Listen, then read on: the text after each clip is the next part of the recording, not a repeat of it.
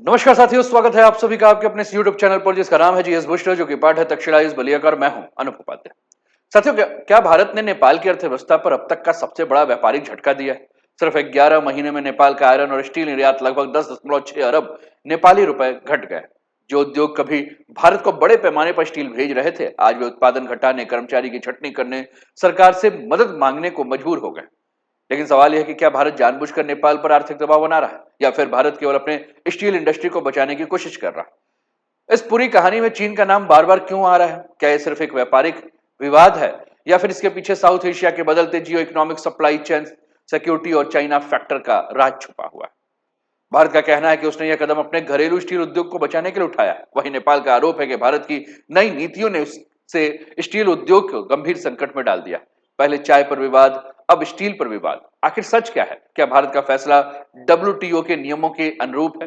नेपाल क्यों इतना ज्यादा भारत से नाराज है? और आने वाले महीने में कहीं यह विवाद जो है वह भारत नेपाल संबंधों पर तो नहीं पड़ेगा? तो आज के इस वीडियो में हम तथ्य, अंतरराष्ट्रीय व्यापार नियमों और भू राजनीतिक दृष्टिकोण से इस पूरे विवाद का विश्लेषण करेंगे। तो आइए शुरुआत करते हैं सबसे पहले यह समझने की कि आखिर ऐसा क्या हुआ जिससे कि नेपाल स्टील उद्योग को इतना बड़ा झटका लगा।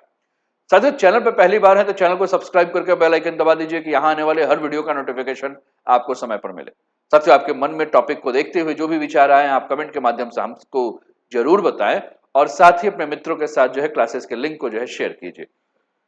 तो भारत का बड़ा वार 69% का जो है वो नुकसान देखने को मिल रहा है। 10.6 अरब का नुकसान है। नेपाल का स्टील उद्योग जो है वो संकट में।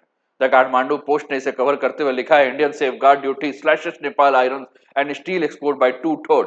Export earning have fallen by 10.6 billion in 11 months due to the safeguard duty and BIS certification hurdle.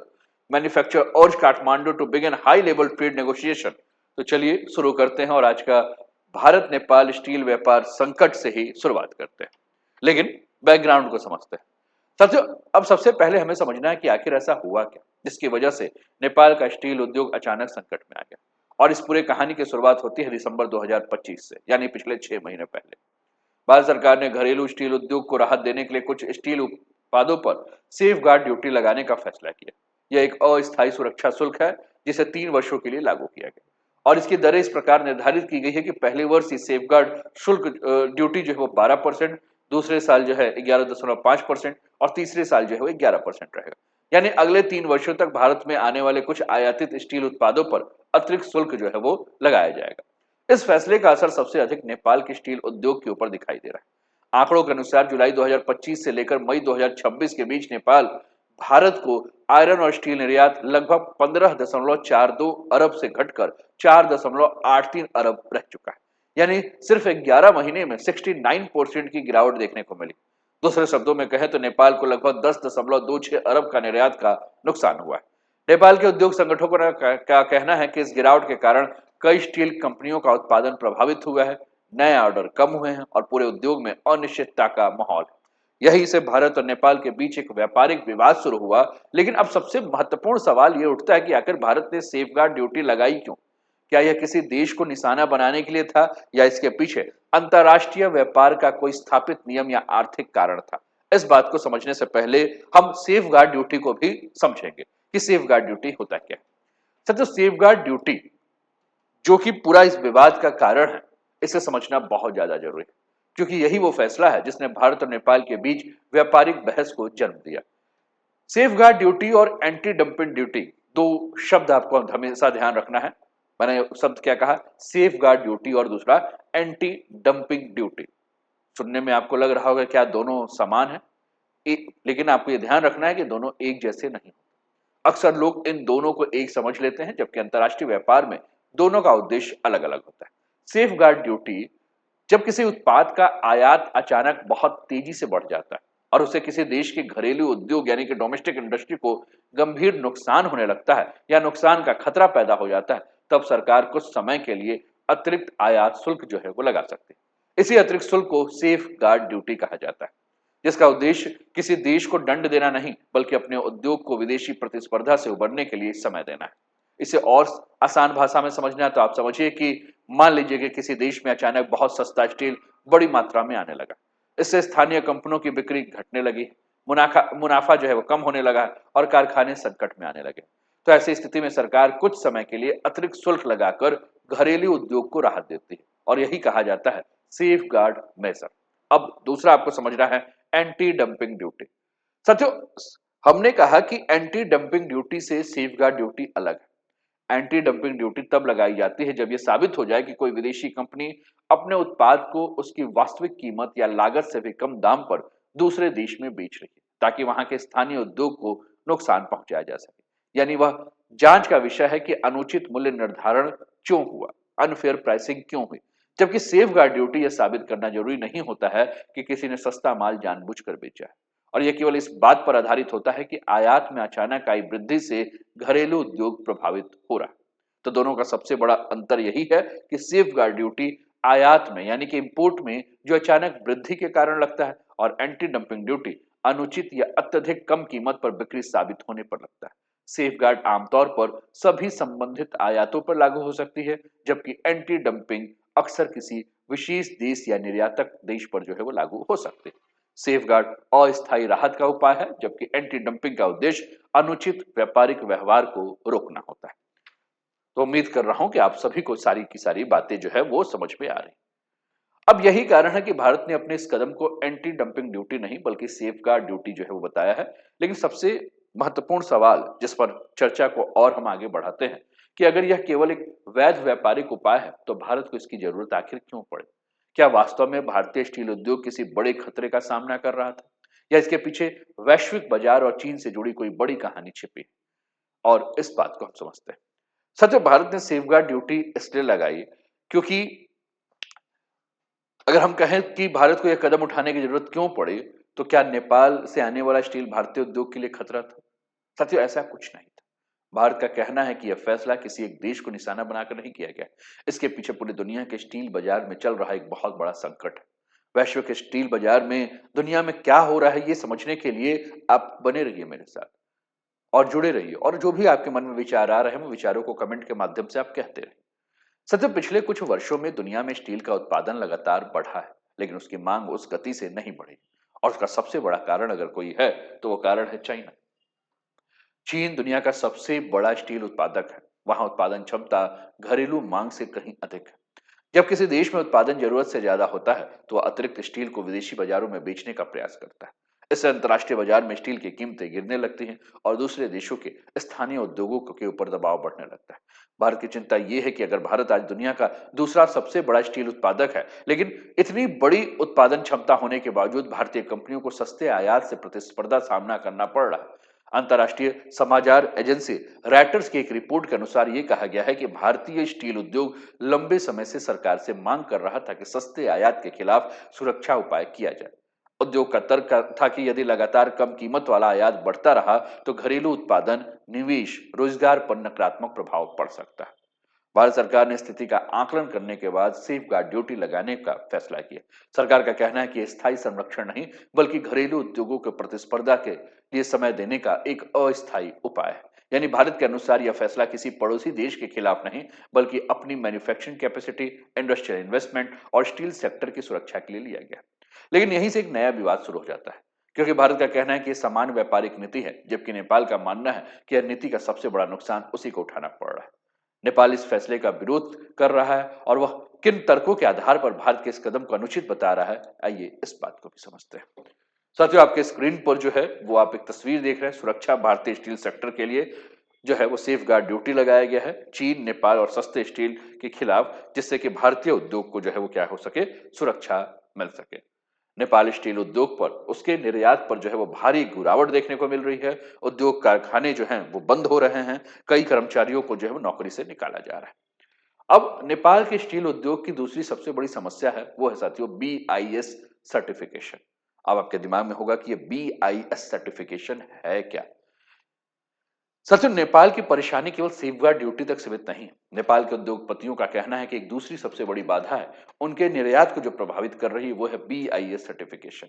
BIS यानी कि ब्यूरो ऑफ इंडियन स्टैंडर्ड। यह भारत की राष्ट्रीय मानक संस्था है जो ये सुनिश्चित करती है कि भारत में बिकने वाला उत्पाद तय गुणवत्ता और सुरक्षा मानकों के अनुरूप हो। स्टील भी उन्हीं उत्पादों में शामिल है जिनके लिए भारतीय मानकों का पालन होना आवश्यक है। इसका मतलब यह है कि यदि कोई विदेशी कंपनी भारत में स्टील बेचता है तो उसे पहले BIS सर्टिफिकेशन प्राप्त करना होगा। बिना इस प्रमाणन के भारत में ऐसे उत्पादों का आयात या बिक्री जो है वो संभव नहीं। तो भारत के साथ समस्या क्या है और नेपाल की कंपनियों के साथ समस्या क्या है? नेपाल के प्रमुख स्टील निर्माता जैसे कि हुलास स्टील हो गया, पंचकन्या ग्रुप हो गया, उनका कहना है कि प्रमाणन प्रक्रिया आसान नहीं। उनके अनुसार तकनीकी मानकों को पूरा करना पड़ता है और कई दस्तावेज जो है वो जमा करना होता है। निरीक्षण और परीक्षण की प्रक्रिया समय लेती है। प्रमाणन में देरी होने पर निर्यात के ऑर्डर भी प्रभावित हो सकते हैं। उद्योगपतियों का यह भी कहना है कि जब पहले से सेफ गार्ड ड्यूटी लागू हो तो उसके साथ BIS सर्टिफिकेशन की प्रक्रिया लंबी हो सकती है, तो भारतीय बाजारों में प्रतिस्पर्धा करना और भी ज्यादा कठिन हो जाएगा। वहीं भारत इस मुद्दे पर एक अलग तर्क देता है। भारत का कहना है कि BIS सर्टिफिकेशन केवल नेपाल के लिए नहीं है। दुनिया का कोई भी निर्माता यदि भारत में ऐसे उत्पाद बेचना चाहता है जिन पर भारतीय मानक लागू है तो उसे इस प्रक्रिया से गुजरना होगा। यानी भारत के अनुसार यह क्वालिटी कंट्रोल मेजर है, न कि किसी विशेष देश के खिलाफ एक व्यापारिक प्रतिबंध। साथियों, यदि ये दोनों देशों की सोच जो अलग आपको दिख रही है, नेपाल इसे व्यापार को एक नॉन टैरिफ बैरियर यानी ऐसी तकनीकी बाधा मानता है जो सीधे शुल्क नहीं बढ़ाती लेकिन व्यापार को कठिन और महंगा बना देती। वहीं भारत का कहना है कि गुणवत्ता और उपभोक्ता सुरक्षा के साथ कोई समझौता नहीं किया जा सकता है। लेकिन इस पूरे विवाद में एक बहुत बड़ा पहलू है जिसकी चर्चा सबसे ज्यादा हो रही है। क्या भारत की असली चिंता नेपाल नहीं बल्कि चीन है? क्या नेपाल के रास्ते भारतीय बाजार तक चीनी स्टील या चीनी कच्चा माल पहुंच रहा था? इस बात को भी हमें समझना जरूर हो। साथियों, अब तक हम पूरे विवाद में एक सबसे महत्वपूर्ण और सबसे चर्चित पहलू पर चर्चा कर रहे हैं। क्या भारत की चिंता वास्तव में नेपाल है या उसके पीछे चीन का फैक्टर है? इस सवाल का जवाब समझने के लिए साथियों हमें स्टील की पूरी सप्लाई चेन को देखना होगा। मान लीजिए चीन से सस्ता स्टील या कच्चा माल नेपाल पहुंचता है। नेपाल उसमें प्रोसेसिंग या मैन्युफैक्चरिंग करता है। उसके बाद तैयार स्टील उत्पाद भारत के बाजार में जो है निर्यात किया जाता है। यदि ऐसे बड़े पैमाने पर होने लगे तो भारतीय उद्योग को लग सकता है कि सस्ता चीनी स्टील जो है अप्रत्यक्ष रूप से भारतीय बाजार तक पहुंच रहा है, और यही वो चिंता है जिससे उद्योग जगत में ट्रेड सर्कमरेशन कहा जाता है। ट्रेड सर्कुलेशन क्या होता है? ट्रेड सर्कुलेशन का अर्थ होता है कि जब किसी देश पर लागू व्यापारिक प्रतिबंध का शुल्क या सुरक्षा उपायों से बचने के लिए किसी तीसरे देश का इस्तेमाल किया जाए। सरल शब्दों में आप यही समझिए कि यदि किसी उत्पाद की वास्तविक प्रतिस्पर्धा बढ़त किसी तीसरे देश से आ रही है लेकिन दूसरा देश जो है उसके बीच में एक माध्यम बन रहा है, दूसरा देश का बाजार उसके माध्यम बन रहा है, तो इसी को कहा जाता है ट्रेड सर्कमवेंशन। और ये ध्यान रखना बहुत जरूरी है कि हर तीसरे देश के माध्यम से होने वाला जो व्यापार है वो ट्रेड सर्कमवेंशन नहीं होता है। इसके लिए तथ्यों की जांच करना बहुत ज्यादा आवश्यक है। भारत की चिंता केवल आज की कीमतों तक सीमित नहीं है। स्टील किसी सामान्य वस्तु की तरह नहीं देखा जाता है। यह रेलवे, मेट्रो, पुल, बंदरगाह, रक्षा उपकरण, जहाज निर्माण, ऑटोमोबाइल्स, ऊर्जा परियोजना और बड़े इंफ्रास्ट्रक्चर की आधारभूत सामग्री है। यदि किसी देश की स्टील इंडस्ट्री अगर कमजोर पड़ती है तो उसका असर भविष्य की औद्योगिक क्षमता और रणनीतिक आत्मनिर्भरता के ऊपर भी पड़ सकती है। और इसी कारण भारत धीरे धीरे उन क्षेत्रों में अपनी निर्भरता कम करने की कोशिश कर रहा है जहां चीन का प्रभाव जो है वो बहुत ज्यादा अधिक दिख रहा है। यानी नेपाल में सस्ते स्टील से स्थानीय उद्योग दबाव में है। नेपाल में स्टील उद्योग प्रभावित हो रहे हैं। नेपाल से भारत को स्टील निर्यात जो है भारत के बाजार में सस्ता स्टील आने से घरेलू उद्योगों के ऊपर असर पड़ रहा है। तो ये भी एक बहुत बड़ा कारण है। BIS सर्टिफिकेशन के ऊपर भी हमने कहा कि नेपाल की कंपनियां कह रही हैं कि बहुत ही जो है पेचीदा मामला है, बहुत एक लंबा समय है। नेपाल के स्टील निर्यात में भारी गिरावट आई है। आपके सामने आंकड़ा दिख रहा है। 2024 में 15.42 अरब नेपाली रुपए का जो हुआ था वो घटकर जो है वो 4.83 अरब तक जो है वो आ चुका है। ये पूरा आंकड़ा आपके आपकी स्क्रीन पर देखने को मिल रहा है। साथियों, यहाँ एक बहुत ही महत्वपूर्ण बात को समझना जरूरी है। अब तक उपलब्ध सार्वजनिक जानकारी के आधार पर भारत ने आधिकारिक रूप से यह नहीं कहा है कि नेपाल जानबूझकर चीनी स्टील को भारत भेज रहा है। लेकिन भारतीय उद्योग जगत और कुछ विशेषज्ञ लंबे समय से इस प्रकार के संभावित ट्रेड सर्कमवेंशन को लेकर चिंता व्यक्त करते रहे। यानी यह मुद्दा केवल व्यापार का नहीं है बल्कि सप्लाई चेन सिक्योरिटी और स्ट्रेटेजिक मैन्युफैक्चरिंग से भी जुड़ा है। अब इस पूरे विवाद का वास्तविक आर्थिक असर किस पर ज्यादा होगा? क्या केवल नेपाल को नुकसान हुआ है या भारत को इसकी कोई कीमत चुकानी पड़ रही है? इस बात को भी हमें समझना बहुत ज्यादा जरूरी है। साथियों, अभी तक हमने जो समझा इस विवाद के कारणों को समझा, लेकिन किसी भी आर्थिक नीति का सबसे बड़ा सवाल यही होता है कि इसका असर किस पर पड़ा। सबसे पहले हम बात करते हैं नेपाल की। सचिन, आंकड़ों के अनुसार अगर हम बात करें, आपके स्क्रीन पर अभी मैंने आंकड़ों को आपके सामने रखा। आंकड़ों के अनुसार अगर हम बात करें साथियों, तो भारत को होने वाला नेपाल का आयरन और स्टील निर्यात 15.42 अरब आपका नेपाली रुपए से घटकर 4.83 अरब हो चुका है।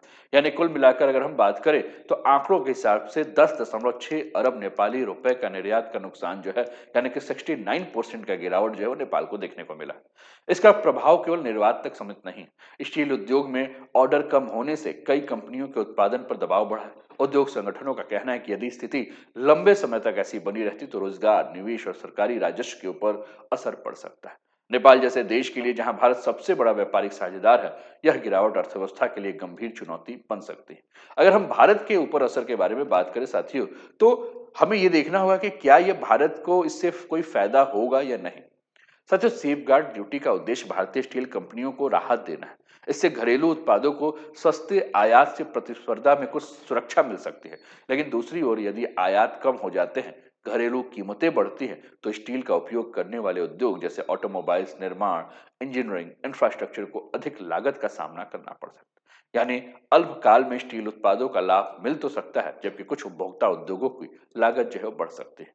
यदि केवल उपलब्ध आंकड़े को देखें, तो तत्काल और प्रत्यक्ष आर्थिक झटका नेपाल के स्टील उद्योग को अधिक लगा है। वही भारत के लिए फैसला मुख्यतः अपने घरेलू इंडस्ट्री की सुरक्षा का प्रयास है, जिसके लाभ और लागत दोनों है। यानी इस विवाद में दोनों देशों के हित अलग अलग हैं। नेपाल अपने निर्यात और उद्योग को बचाना चाहता है, भारत अपने घरेलू उत्पादन और औद्योगिक क्षमता की रक्षा करना चाहता है। अब सबसे महत्वपूर्ण सवाल यह है कि आगे क्या होगा। क्या भारत इस ड्यूटी की समीक्षा करेगा? क्या नेपाल को कोई राहत मिल सकती है, या दोनों देशों के बीच बातचीत से इस विवाद का समाधान निकल जाएगा? इस बात को भी समझना होगा। साथियों, क्या यह विवाद जो है वो बढ़ेगा, या दोनों देश बातचीत के जरिए इसका समाधान निकालेंगे? इसका पहला विकल्प यही हो सकता है कि भारत द्वारा इसकी समीक्षा की जाएगी। सेफगार्ड ड्यूटी एक स्थायी कर नहीं है। ऐसे सुरक्षा उपायों की समय समय पर समीक्षा की जाती है कि क्या घरेलू उद्योग अब भी सुरक्षा की आवश्यकता की मांग कर रहे हैं। यदि भविष्य में आयात की स्थिति बदलती है, तो सरकार इन उपायों में संशोधन भी कर सकती है या उन्हें समाप्त भी कर सकती है। इसलिए आने वाले महीनों में भारत की समीक्षा प्रक्रिया का उद्योग और पड़ोसी देश दोनों के ऊपर जो है वो नजर रहेगा। दूसरा विकल्प अगर हम बात करें साथियों, तो दोनों देशों के बीच में अगर हम बात कर रहे हैं विकल्पों को लेकर, तो नेपाल के उद्योग संगठन लगातार अपनी सरकार से मांग कर रहे हैं कि भारत के साथ हाई लेवल ट्रेड नेगोशिएशन शुरू किया जाए। यदि दोनों देश तकनीकी और व्यापारिक स्तर पर बातचीत करते हैं, तो कुछ व्यवहारिक समाधान जो है वो तलाशे जा सकते हैं, जिससे कि बीआई सर्टिफिकेशन की प्रक्रिया को अधिक तेज और पारदर्शी बनाया जाए, तकनीकी सहयोग बढ़ाया जाए, व्यापारिक समस्याओं के लिए संयुक्त कार्य समूह बनाया जाए, मौजूदा व्यापार समझौते की समीक्षा किया जाए। तीसरा विकल्प है नेपाल के पास डाइवर्सिफिकेशन का। जैसे कि चाय वाले में हमने देखा कि भारत उसका एक बहुत बड़ा 86% का बाजार है। तो नेपाल जो है वो यूरोप, जापान, पाकिस्तान, जो अमेरिका जैसे बाजारों को जो है वो एक नया बाजार ढूंढ रहा है। तो तीसरा विकल्प नेपाल के पास यही है कि वह स्टील में भी जो है डाइवर्सिफिकेशन ढूंढे। यानी कि यह विवाद नेपाल के लिए एक बहुत बड़ा सबक है कि यदि किसी देश के ऊपर अधिकांश निर्यात केवल एक ही बाजार पर निर्भर होगा, तो किसी भी नीति परिवर्तन का असर बहुत गहरा हो सकता है। इसलिए भविष्य में नेपाल अन्य बाजारों की तलाश, अपने उद्योग की प्रतिस्पर्धा क्षमता बढ़ाने और निर्यात में विविधता लाने पर ध्यान दे सकता है। इस पूरे विवाद को केवल हम भारत बनाम नेपाल के नजरिए से देखना अगर शुरू कर रहे हैं, तो ये सही नहीं है।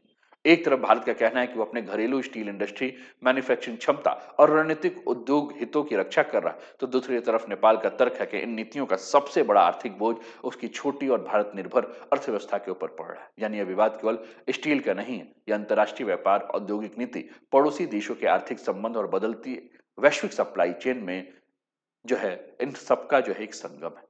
आने वाले समय में देखना काफी दिलचस्प होगा कि भारत और नेपाल इस मुद्दे को टकराव की दिशा में ले जाते हैं, या संवाद के माध्यम से कोई समाधान ढूंढने का जो है वो प्रयास करते हैं, जिससे दोनों देशों के आर्थिक हित जो है वो सुरक्षित रह सके।